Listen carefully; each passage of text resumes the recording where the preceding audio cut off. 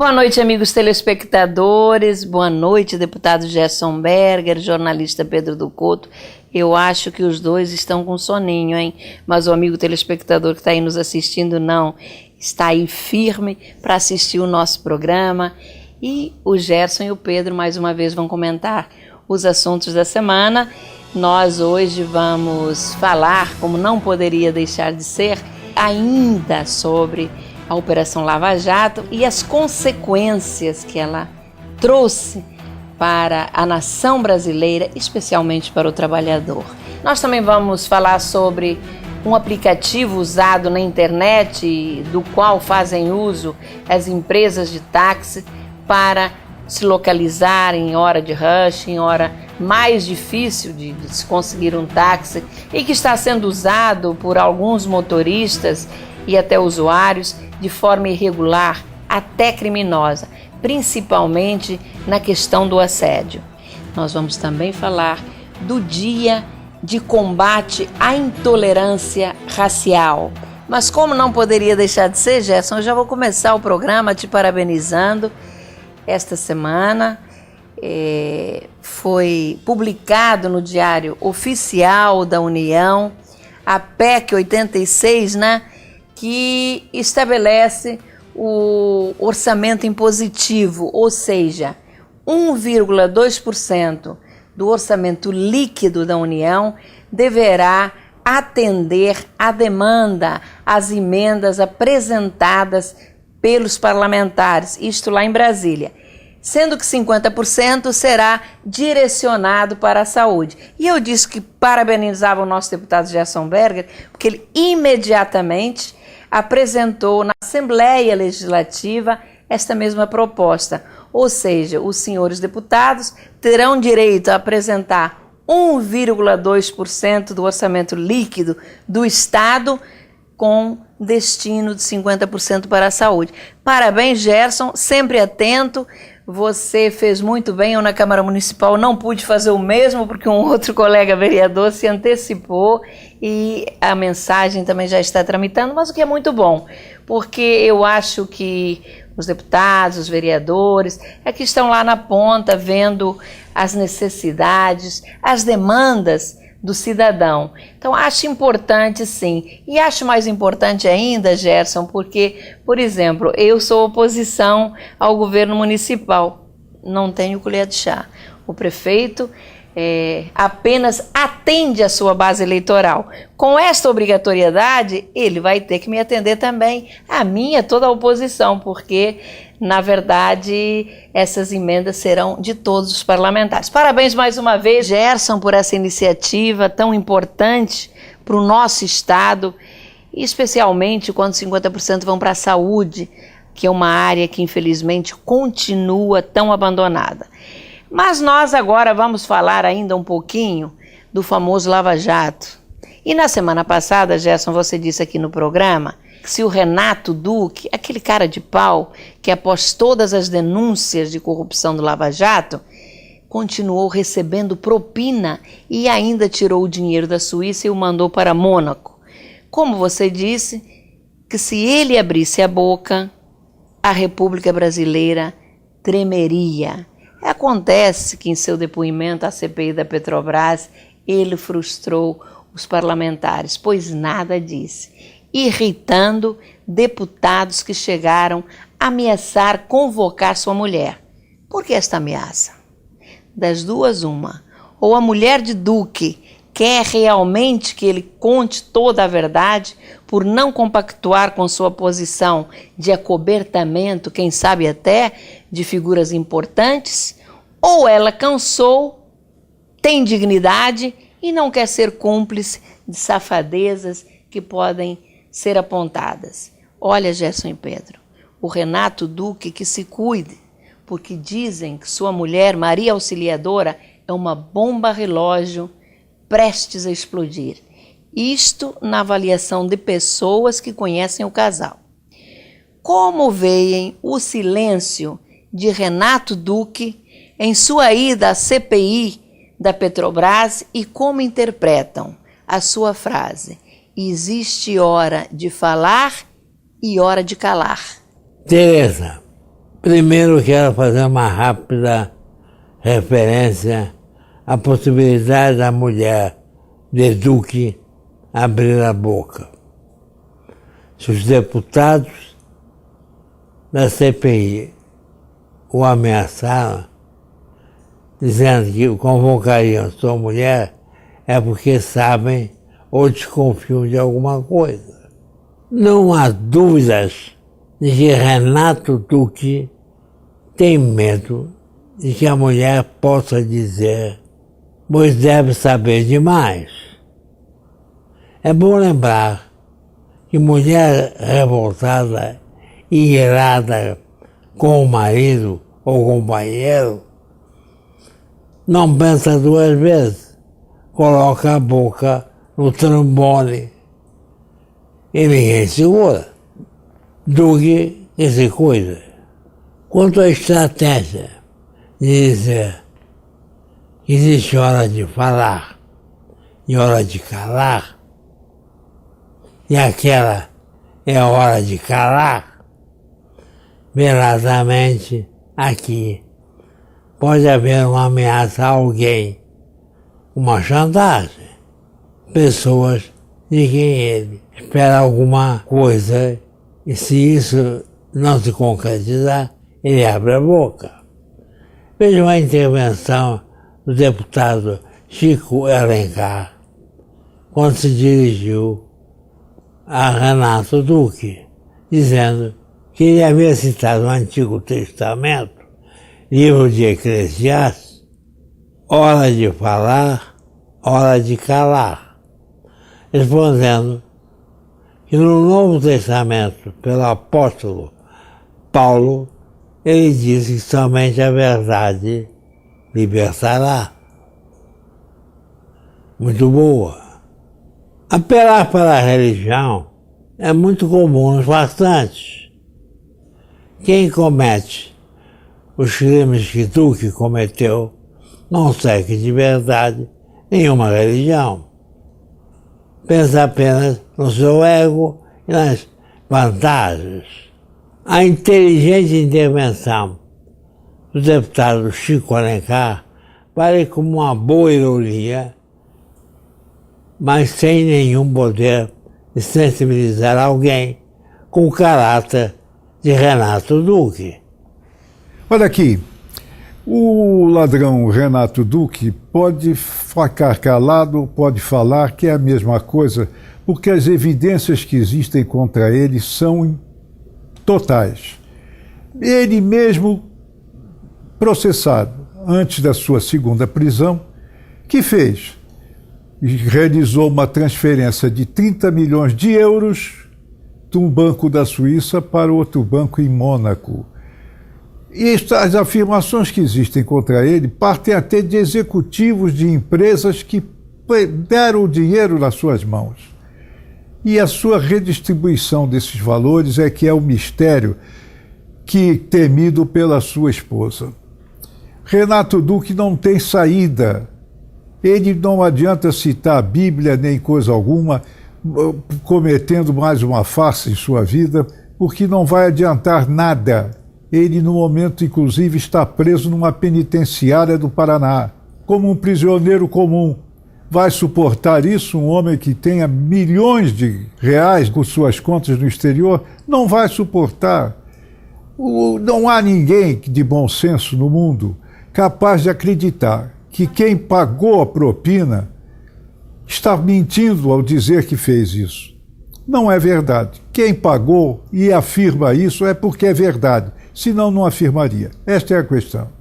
Pedro, eu vou acrescentar duas coisas ao que você falou. A primeira é que o Renato Duque não vai suportar mesmo e vai acabar abrindo a boca, o que eu acho. E a segunda questão é quando você diz que ele está preso como um presidiário comum, não é isso? Mas tem que ser assim. Eu acho que isso é mais do que justo. Ele tem que ser tratado como um presidiário comum, sim. Afinal de contas, o que este homem roubou à nação, pelo amor de Deus.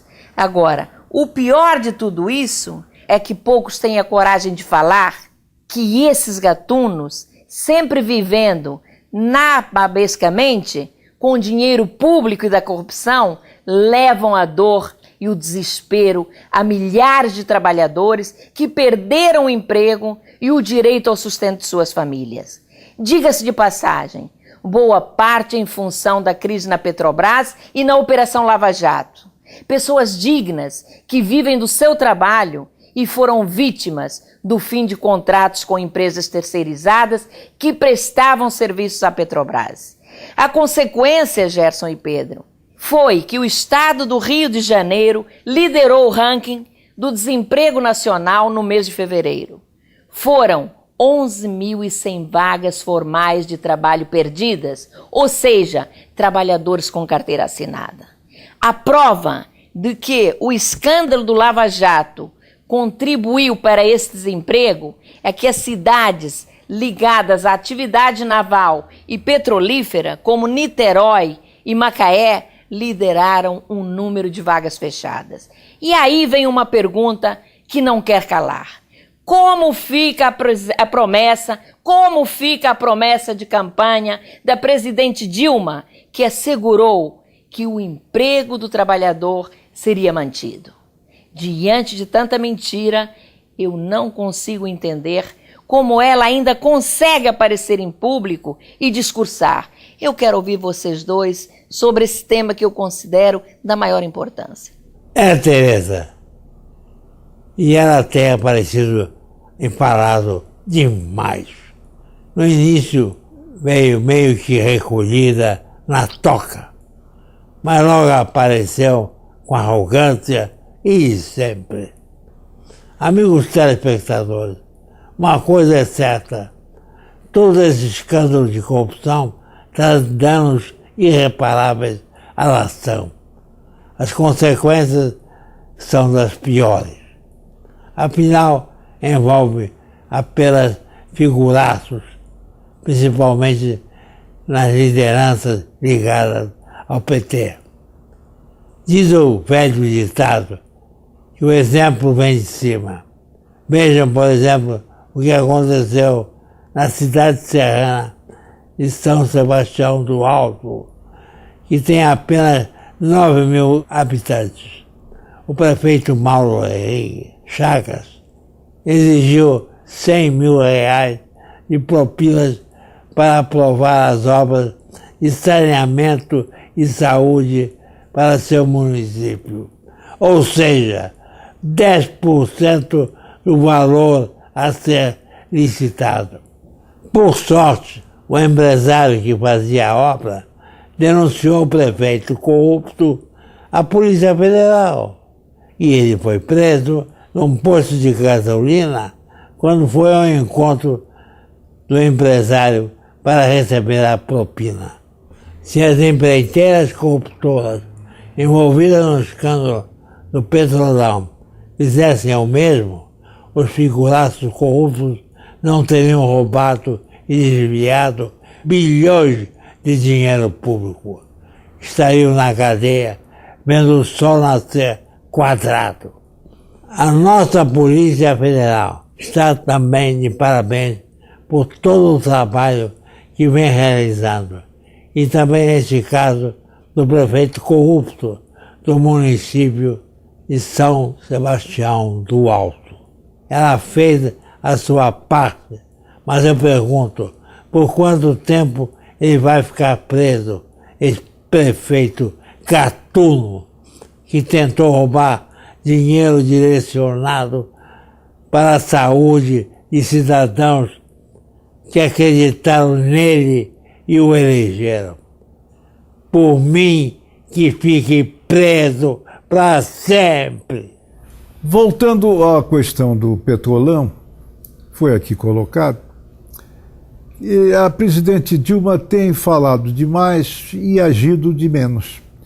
Porque uma das razões do desgaste que o seu governo sofre, e as pesquisas de opinião pública atestam, é em consequência da população não sentir nela indignação suficiente para enfrentar o escândalo, o assalto praticado contra a Petrobras, que abalou não só a empresa, mas a própria economia do país. Tanto aqui que é a prova do desemprego que a Tereza Berger se referiu, citando cidades fluminenses, Macaé, Itaboraí, Itaguaí, enfim, cidades envolvidas com parcerias que incluíam a Petrobras e que começaram a desempregar em massa, consequência da ação dos ladrões. Os ladrões foram capazes de abalar a principal estatal brasileira e uma das maiores petrolíferas do mundo, foram capazes também de desempregar milhares de pessoas e levar famílias ao desespero. A corrupção tem que ser combatida de uma forma frontal, firme, insofismável, porque ela traz consequências das piores possíveis, como foi comprovado aqui. É uma coisa quase inacreditável a capacidade de ação que os ladrões revelaram. Bom, Gerson e Pedro, vamos deixar toda essa lama de lado e vamos mudar de assunto. Eu quero comentar uma matéria publicada no jornal o Globo da semana passada que me chamou a atenção, que é o fato de que usuárias de táxis que utilizam um aplicativo na internet para facilitar o atendimento estariam sendo constrangidas e até assediadas por motoristas que, através do Easy Taxi, nome do aplicativo, acabam sendo vítimas dos maus profissionais que, ao serem solicitados pelo serviço, ficam com o nome e telefone das passageiras e passam a usá-lo posteriormente de forma criminosa, assediando as usuárias do Easy Taxi. Como eu sou muito tradicional, esse aplicativo não tenho e não baixarei no meu iPhone. Infelizmente ou felizmente, os avanços tecnológicos têm dessas coisas. Preservar a nossa individualidade hoje ficou muito difícil. Mas, na minha opinião, temos que avaliar muito bem o custo-benefício da praticidade em certos casos, como o do Easy Taxi. Será que existe algum benefício que possa justificar a preservação da nossa segurança? Cabe a cada um de nós decidir, claro. As empresas de táxi, prestadoras desse serviço, já estão se movimentando e declararam já terem pensado numa solução, criando uma forma de manter os números dos clientes restritos às centrais de atendimento. E os dos taxistas também, pois, imaginem, alegaram que estes também são assediados por alguns clientes de ambos os sexos, já que também, como nós sabemos, tem muitas taxistas mulheres. Minha gente, não duvido que isso seja verídico, mas eu prefiro a precaução, que acho que é, sem dúvida, a melhor solução e a melhor opção. Mas agora, Gerson e Pedro, para o programa ficar mais dinâmico, nós vamos mudar um pouquinho de assunto. No último dia 21 de março, foi lembrado o Dia Internacional de Luta pela Eliminação da Discriminação Racial, data instituída pela Organização das Nações Unidas, que lembra e rende uma justa homenagem àqueles cidadãos negros que não se calaram frente à discriminação ocorrida há 55 anos na província de Gauteng, na África do Sul, quando de forma totalmente coercitiva estes cidadãos foram obrigados a usar cartões de identificação especificando os lugares por onde poderiam circular, claro, numa prática cristalina de efetiva segregação racial. 20 mil cidadãos negros protestaram pacificamente, mas com muita coragem, contra a lei do passe. Entretanto, estes destemidos negros se depararam com tropas do exército e o resultado foi trágico. 69 mortos e 186 feridos. A tragédia ficou mundialmente conhecida como o massacre de Sharpeville. Com muita tristeza, podemos afirmar que o racismo continua sendo uma das formas mais hediondas de preconceito, resistindo até nos países mais desenvolvidos do mundo. Ele pode estar presente em qualquer tipo de ambiente, no trabalho, na rua e até em meio às pessoas mais próximas. É importante salientar que todas as formas de ocorrência do preconceito devem ser denunciadas. É dever de todo cidadão fazer esta denúncia, você não acha, Gerson? Claro, Tereza. É um compromisso que todo cidadão de bem deve ter consigo mesmo. É bom que o Brasil possua uma legislação que pune com prisão todos aqueles que praticarem o preconceito e a discriminação, inclusive tornando esse crime inafiançável. Quando é que os seres humanos irão se conscientizar que somos todos irmãos independentes da cor de pele, religião ou etnia? Precisamos ter o compromisso e a responsabilidade de assumir e propagar para toda a humanidade que somente existe uma raça, a raça humana. Isso mesmo. Qualquer preconceito racial, étnico, religioso, qualquer preconceito é odioso. É um retrocesso no processo histórico, porque quem examinar a história da humanidade vai ver que a luta pela liberdade encontra sempre obstáculos muito graves a transpor. Este é um deles. Basta lembrar, por exemplo, o caso brasileiro em que a escravidão demorou 300 anos, 350 anos para ser abolida. É uma longa luta, os esforços de várias gerações que se acumulam no tempo e que estão na memória histórica dos povos. Estados Unidos, por exemplo, quantos episódios trágicos ocorreram por causa de discriminação racial. E continuam acontecendo, continuam ocorrendo, apesar de todo o esforço que se faz para conscientizar no sentido contrário. Mas vamos continuar condenando o racismo, condenando o preconceito, porque é a única forma de dar dignidade à existência humana. É realmente um crime hediondo fazer-se discriminação por causa da cor da pele. É um absurdo total. Pois é, Pedro e Gerson, mas o dia 21 de março é, sem dúvida, uma data muito importante. Primeiro, lembra o Dia Internacional da Luta contra a Discriminação Racial. E tem, na mesma data, também uma grande celebração, o Dia Mundial da Síndrome de Down. Apesar da data chamar a atenção da sociedade na luta por direitos iguais, eu não vejo ações objetivas que resultem em melhor qualidade de vida para os portadores dessa síndrome, que já são quase 300 mil em todo o país. 300 mil. Vemos muitos eventos, divulgação, mas ainda há muitas carências de políticas públicas. As ações, infelizmente, esbarram muitas vezes no oportunismo eleitoreiro e são barradas pela ineficiência e falta de vontade política. Dá uma certa vergonha, minha gente, ver políticos tentando se aproveitar de uma situação tão delicada. Precisamos parar e refletir um pouquinho sobre a inclusão daqueles que nasceram com a trissomia do cromossomo 21 e também dos portadores de deficiência física. Essas pessoas precisam da gente e suas famílias também.